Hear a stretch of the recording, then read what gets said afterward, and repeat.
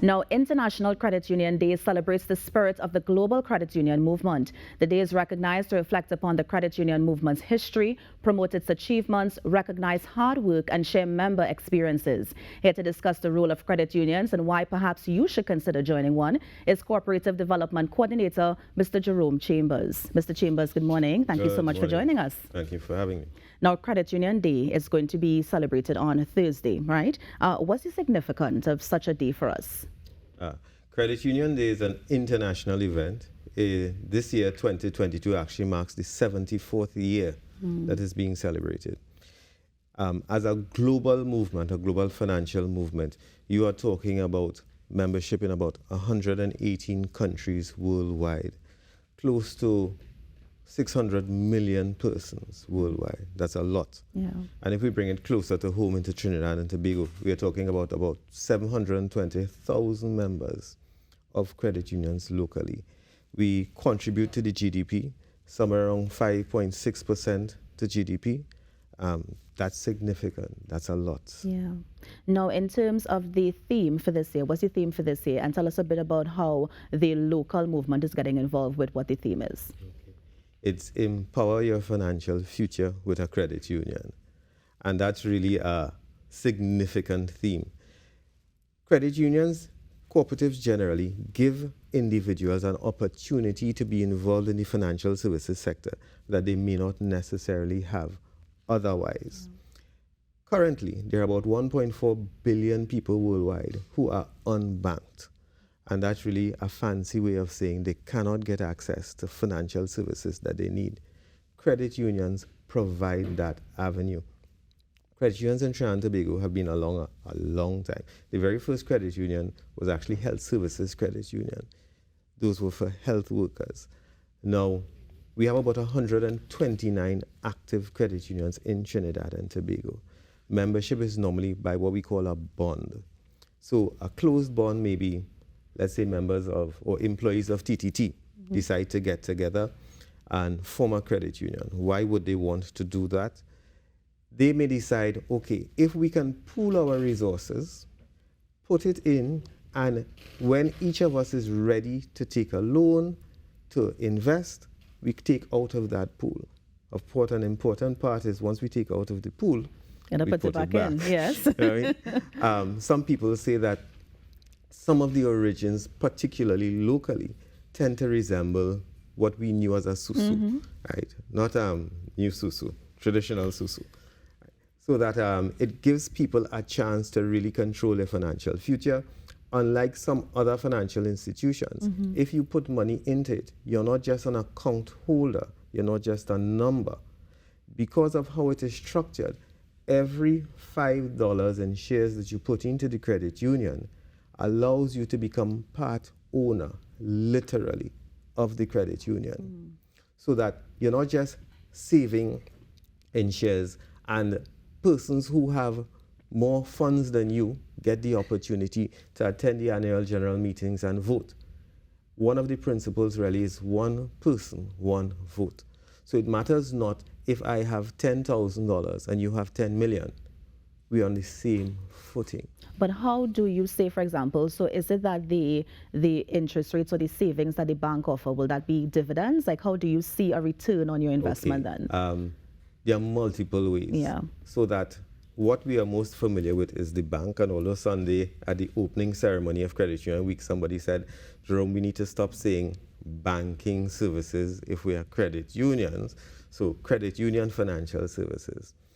If it is you take a loan in the other place, you know that you're going to pay interest, normally compound interest. Yeah. If you take a loan in a credit union, it is simple interest. So you are normally charged a percentage on what you owe. So it's on the reducing balance, not on the amount that you borrowed.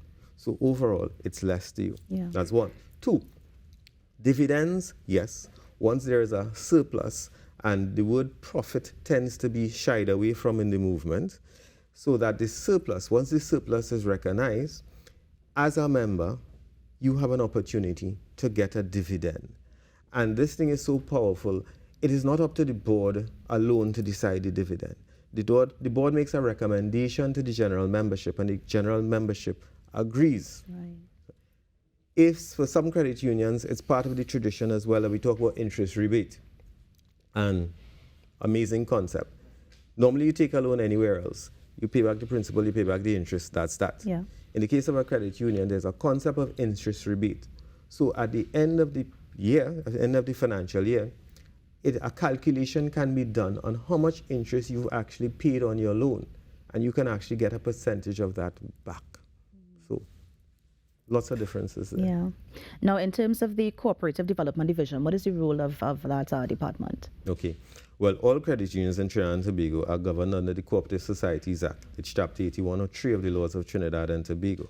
And under that act, Section 2, to be more precise, it recognizes the role of an individual or a post called the Commissioner for Cooperative Development. And that post performs a number of roles: registrar, as well as general supervision of all cooperative societies, as well as helping people who want to come together to form these cooperative societies. We provide a platform, we provide training, we provide audit services, and of course regulation. So we like to say it's almost from the cradle to the grave. When you start, the things you need to help you. If, unfortunately, once humans are involved, things go wrong, so that there are times that we do need to step in, take charge, and the nuclear option, close down.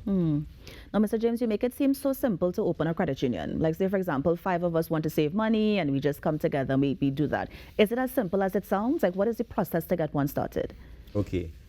It is not complicated. And over the years, we've tried to make it easier for individuals. So that what we require, first and foremost, is to see that there is a desire. Secondly, to see that there's an actual group. Now, we tend to be very careful about this because there are always people who try to beat the system. If you have a credit union, credit unions are not subjected to corporate tax. So throughout my career, I've come across 1 or 2 people and I've said, do you really want a credit union cooperative? Or are you simply trying to form a business to dodge the tax man? So we try to pay attention to that. We need to make sure that the Act speaks about having a minimum of 12 people to register. But we need to see more than that. We like to look for a minimum of about 25. Because if you take about 9 persons for the board of directors, 5 persons for the credit committee, 3 people for the supervisory committee, you need members other than that who are actually going to be using these services. Yeah. And these supervisory committee, is it as the name suggests, where they supervise the operations of the thing? Yep. Traditionally, we've used the phrase a watchdog committee. Right. To sort of keep an eye on the other committees, what they're doing. And at the AGM, they report to the membership. This is what has been happening. This is what we've been seeing happening. This is how your money has been invested. So at the annual general meeting, a report is given by the supervisory committee, by the board of directors, by the credit committee, because everybody's bylaw has that the supreme authority in the credit union would be the members at a properly constituted general meeting. They have all the power. They then delegate by voting for board, supervisory, and credit. So at the next AGM, each of these statutory committees, since they are named in the statute, give an account to the membership. This is what we have done with the authority you've given us over the last 11, 12 months. Yeah. And the members decide, okay, we accept what you're doing, we don't accept what you're doing. And in terms of the membership, because you mentioned some advantages in terms of paying back the simple interest, in terms of dividends, what are some of the other benefits you can get to joining a credit union? Well, this week probably highlights some of them because being International Credit Union Week, a lot of us went down to Mokrapo East Secondary on Sunday, where the Credit Union League of Trinidad and Tobago, they had the official launch. And it was almost like a family day, if you will, up until the rain came and turned it into mud. Before that time. But it was really good. Yeah. Credit unions from Tobago came to Trinidad. They had their parade, lots of activities. And during this week, individual credit unions are also going to be having giveaways, fun activities, Thursday, which is the actual day, the league also is going to have the awards function and dinner. So at that time, they highlight, based on certain ratio and standards, credit unions that have improved or have done really well. And of course, they say we need to stop saying we out after 2 years, because we're out for a few months now. Yeah. But this is going to be the first awards function post-COVID, where we're going to be face-to-face. Yeah. And then apart from what the league is doing for Credit Union Day, in terms of joining a credit union, so for example, we have the interest rate that you were talking about, but I really want the public to understand exactly what are the advantages to joining a credit union, because a lot of people believe in their banks. You can't tell them anything about their banks. They would have had their cards since they came out of school, and this is them. They're comfortable with their ATM and they're comfortable with their banks. But what is that drawing factor that can get them away from the banks and that they can see the merit to joining a credit union? I think the drawing factor is really about levels of participation and levels of control in terms of what is happening with your money. In the traditional banking sector, once you put it in there, you have very little control. You have very little say. In the case of the credit union, you can purchase shares that makes you a member. You can have deposits, and a deposit account will operate similar to a normal banking account. You have all the other facilities, fixed deposits, other types of term deposits. But that ability to have a say, that ability to actually get involved, because you can join a credit union today, become involved in the youth programs, become involved in the credit programs.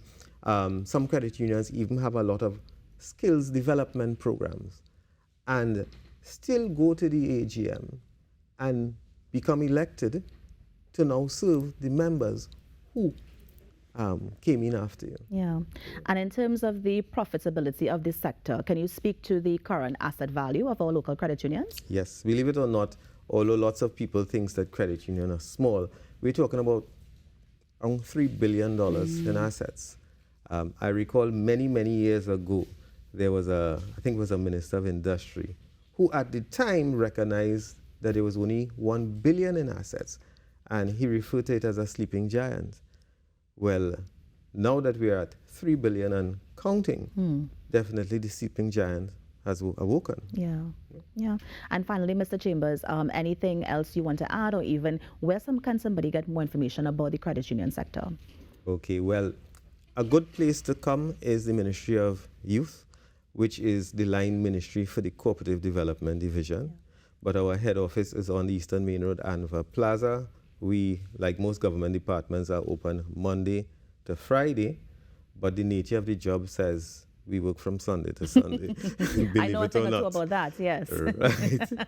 Because if there's an AGM normally is on the weekend. If there's a board meeting normally is after hours, sometimes finishing at midnight. And as the regulator, we're there.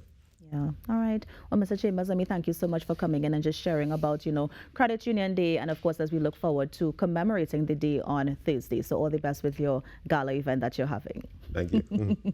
And that was Mr. Jerome Chambers, the Cooperative Development Coordinator, just sharing some information about credit unions as we look forward to commemorating Credit Union Day on Thursday. You're on the Now Morning Show. We're going to take a break and be right back. Stay with us.